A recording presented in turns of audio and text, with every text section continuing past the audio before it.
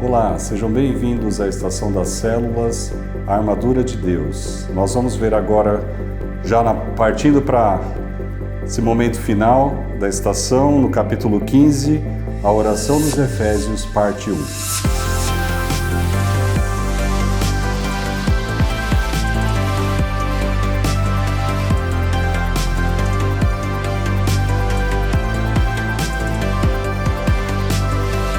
A oração em Efésios, parte 1. Aqui o pastor ele coloca para a gente a questão da ênfase da oração dado pelo apóstolo Paulo na carta aos Efésios. Nós vemos que Paulo ele era um homem de oração e nós vemos que ele tem a oportunidade de orar aqui na carta por 2 vezes e justamente concluindo essa temática com relação à armadura de Deus, que nós vamos ver aqui. O texto base que nós vamos pensar um pouco em Efésios, no capítulo 1, versículos de 15 a 23, que diz assim, isso aqui falando sobre a revelação de Cristo à igreja. Por isso, também eu, tendo ouvido a respeito da fé que vocês têm no Senhor Jesus e do amor para com todos os santos, não cesso de dar graças por vocês, mencionando-os nas minhas orações. Peço ao Deus de nosso Senhor Jesus Cristo, o Pai da Glória, que conceda a vocês espírito de sabedoria e de revelação no pleno conhecimento dele. Peço que ele ilumine os olhos do coração de vocês, para que saibam qual é a esperança da vocação de vocês, qual é a riqueza da glória da sua herança nos santos, e qual é a suprema grandeza do seu poder sobre nós, os que cremos, segundo a eficácia da força do seu poder. Ele exerceu esse poder em Cristo, ressuscitando-o dentre os mortos e fazendo-o sentar à sua direita nas regiões celestiais, acima de todo principado, potestade, poder, domínio e de todo nome que se possa mencionar, não só no presente século, mas também no vindouro.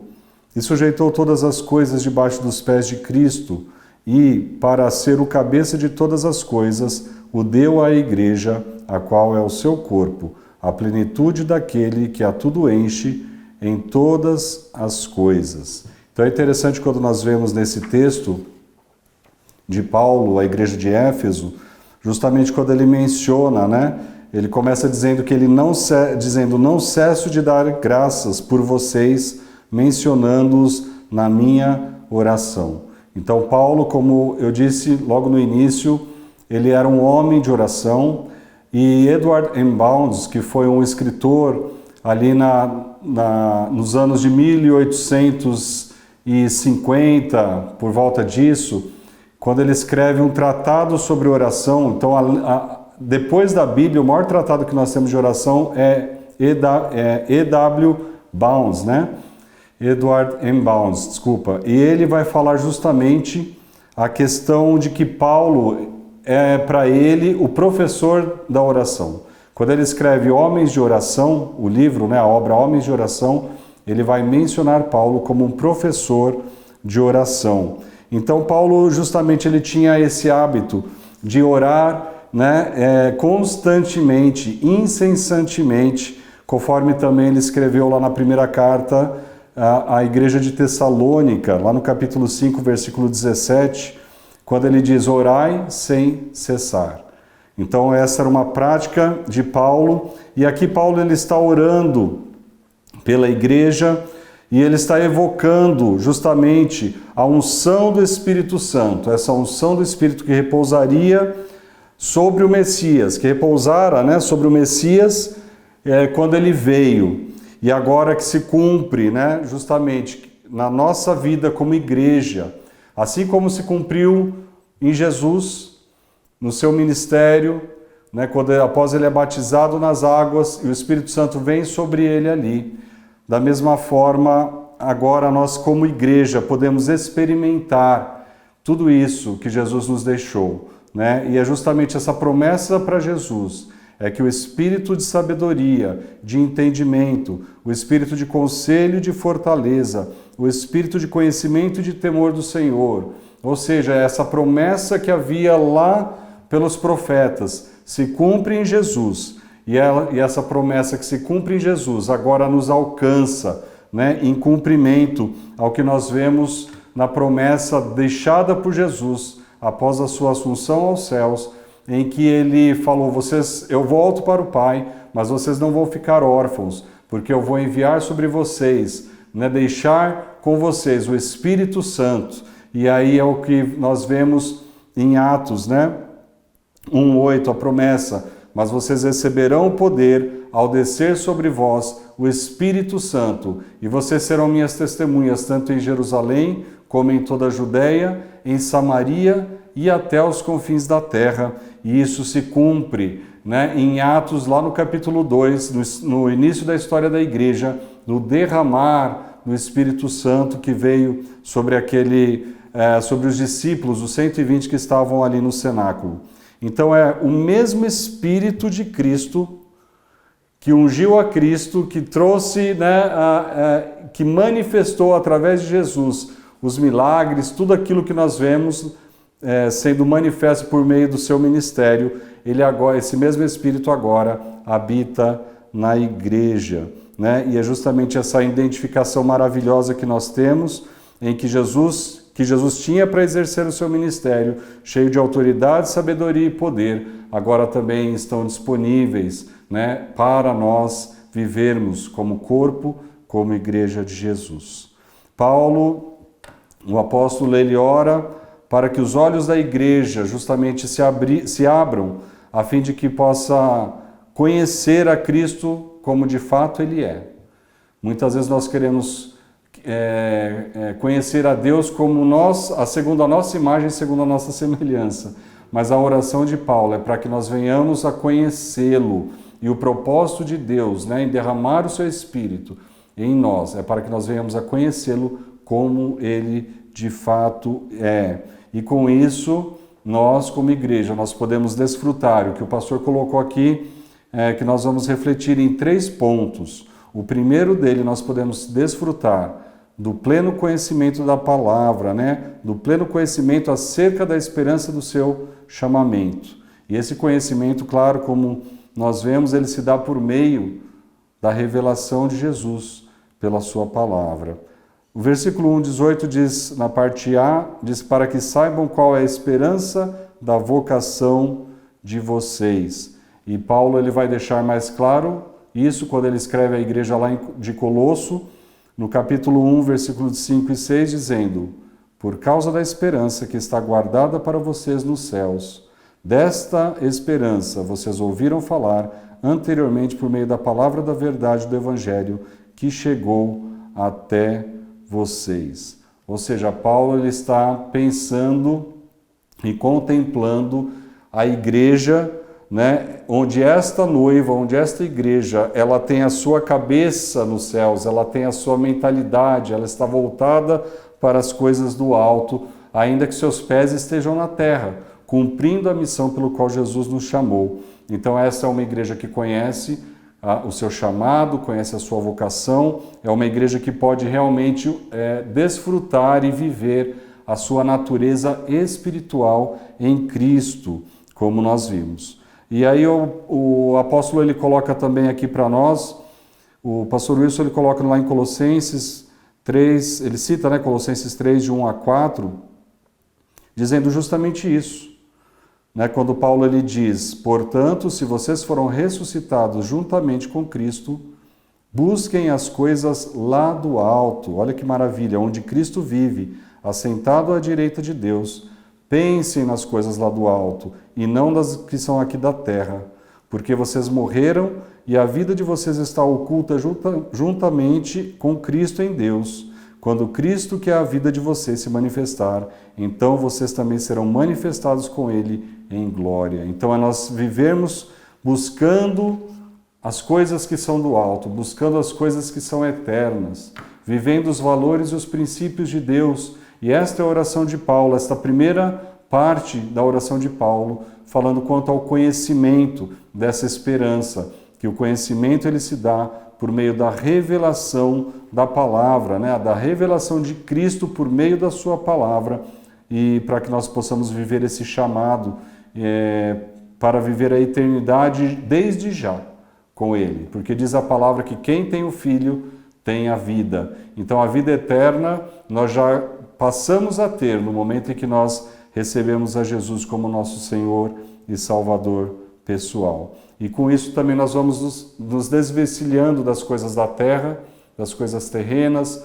materiais, do apego às coisas e nos apegando cada vez mais à palavra e nos apegando cada vez mais à pessoa de Jesus. Amém? Então essa revelação que é importante. Segundo destaque aqui está no vislumbre da riqueza da glória de Cristo no meio da sua herança, que é a igreja. Isso está na parte B do verso 18 do capítulo 1, que diz: qual é a riqueza da glória da sua herança nos santos? Ou seja, a herança de Cristo é a sua igreja. A herança de Cristo é a sua noiva. A herança de Cristo é você que está aí e se expondo cada vez mais a essa revelação, a esta palavra, sendo a extensão do próprio Senhor Jesus, sendo a extensão desta vida que é emanada por meio daquele que tem ao Senhor, né? Então nós somos o que Ele mais almejou alcançar, como está aqui no livro, né? Por toda a eternidade. O Senhor, Ele nos amou, né? E mesmo antes da fundação do mundo, o Senhor já nos amou na sua onisciência, né? Então Ele nos amou e Ele nos predestinou para sermos segundo a sua imagem. Então nós temos o privilégio justamente de poder apreciar essa riqueza, de viver esta riqueza da glória do Senhor. E aqui no livro o pastor ele coloca a questão sobre a palavra, muito interessante. Depois você tem vários textos aqui para você estar meditando depois sobre a questão da glória de Deus, né, que vem da palavra hebraica kavod, né, e no grego doxa. Então aqui vai falando do significado, da importância, né, que tem desta palavra para nós estarmos meditando. Então a questão da manifestação do poder de Deus, onde é preciso honra, vitória, proteção, abundância, riqueza, reputação, enfim, depois os textos aqui para vocês estarem pensando, refletindo, lendo, né, e podendo estar se debruçando sobre essa questão. Mas falando ainda um pouquinho mais sobre a glória de Cristo, é justamente o destino da igreja, o nosso destino, o destino da sua noiva, né? Porque a nossa vida não consiste aqui, naquilo que nós vestimos, naquilo que nós comemos, desta terra, né? O nosso destino está ligado a Ele, a eternidade com Ele, a nossa vida nele, né? Então é justamente quando o Senhor Ele quer, quando Ele fala dessa questão da gloriosa, Ele também fala para apresentar a Ele, a sua noiva, né, gloriosa. Por quê? Porque a glória dele manifestado na igreja, onde a igreja reflete essa glória. Então, quando a imagem dele está em nós, Jesus olha para a sua noiva, olha para a sua vida e vê nele a imagem dele e a glória dele sendo refletida através da noiva. Então, esse é justamente essa riqueza do noivo que é impactado na vida da noiva e é transmitido na vida da noiva. Amém?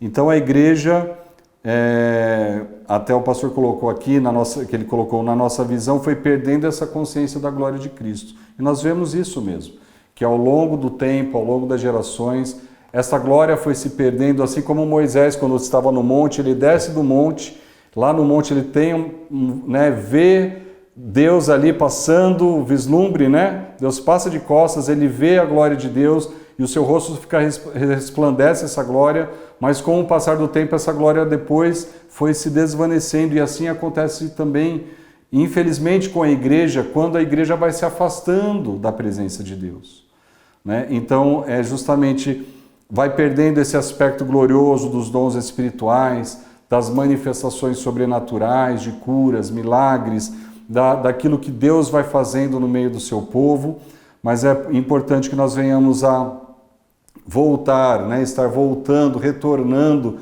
a esse lugar pelo qual o Senhor propôs para cada um de nós, ou seja, à medida que nós fomos perdendo a nossa identidade lá atrás, agora nós vamos recuperando essa identidade em Cristo, manifestando, pois esta é a vontade de Deus. Igreja gloriosa, uma noiva gloriosa, sem mancha e sem mácula. Amém? Então a oração aqui é para que a igreja realmente de hoje ela possa ter resgatado em si essa identidade, possa ter em si a restauração dessa identidade, para que ela possa cumprir o propósito pelo qual o Senhor tem para a vida, para a sua vida, para a vida de toda a igreja, em nome de Jesus. E ele conclui aqui colocando Efésios 5:27, que diz assim, como nós falamos, né, para apresentar a si mesmo como igreja gloriosa, sem mancha nem ruga, nem coisa semelhante, porém santa e sem defeito. Esse é o plano de Deus para nós. E terceiro e último aqui é quando fala sobre a suprema grandeza do poder de Deus, que está lá no capítulo 1, no versículo 19, né, na continuidade, quando diz: e qual é a suprema grandeza do seu poder sobre nós, os que cremos, segundo a eficácia do seu poder.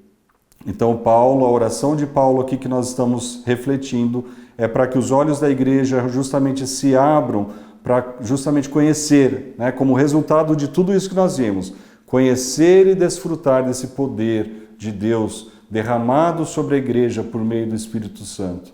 E nós só podemos desfrutar isso quando nossos olhos realmente se abrirem, os nossos ouvidos se abrirem a tudo aquilo que Deus tem a falar e a fazer por meio do seu Espírito Santo, que foi outorgado a nós por Cristo Jesus, nosso Senhor. Amém?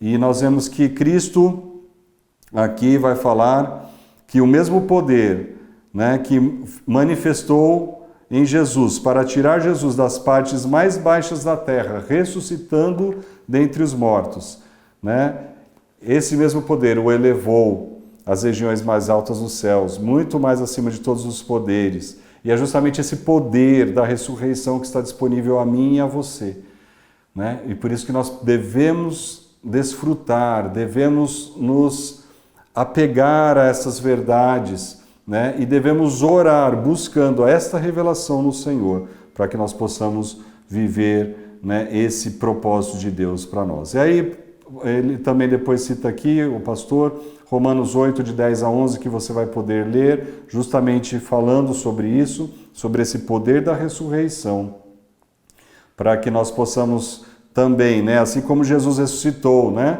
dentre os mortos, nós também possamos ressuscitar, né, com Ele, juntamente com Ele, para que ainda que nós estejamos aqui com o nosso corpo, né, a questão ainda mortal em nós, mas nós sabemos que haverá o dia em que nossos corpos também serão glorificados. Aquilo que é mortal será absorvido pelo imortal e o corruptível se revestirá do glorioso.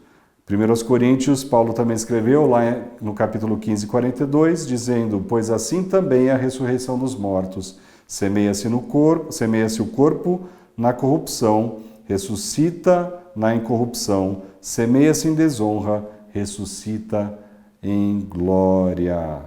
Portanto, amados, esse é o propósito, esta é a oração de Paulo e essa deve ser a nossa oração a cada dia, para que nós, como igreja do Senhor Jesus, possamos conhecer e viver. Não é um conhecimento racional, mas é um conhecimento relacional. Conhecer e viver esse poder ilimitado de Deus, para que nós possamos experimentar todo o seu propósito, toda a sua vontade, né, e desfrutar de todo esse reino espiritual, de paz, de amor, né, do sobrenatural nas circunstâncias mais difíceis que nós podemos atravessar. Que o Senhor te abençoe a cada dia, em nome de Jesus. Amém.